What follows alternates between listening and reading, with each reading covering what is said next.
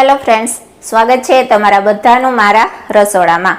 તો આજે હું તમારી સાથે શેર કરીશ શિયાળામાં બનતા સ્પેશિયલ એવા અડદિયાની રેસીપી। તો ચાલો રેસીપી સ્ટાર્ટ કરશું।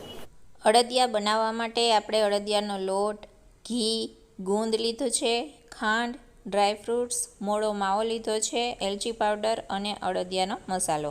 હવે પહેલાં ઘી ગરમ કરવા રાખીશું। ઘી ગરમ થાય એટલે લોટ એડ કરી અને લોટને પ્રોપર રીતે શેકી લેવાનું છે ઘીમાં।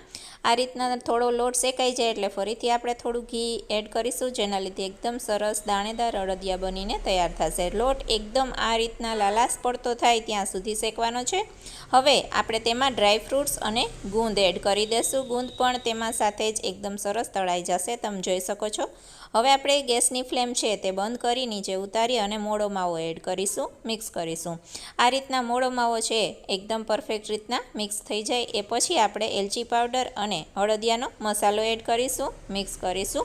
બધું જ પ્રોપર રીતના મિક્સ થઈ ગયું છે, તમે જોઈ શકો છો। હવે આપણે ચાસણી બનાવીશું।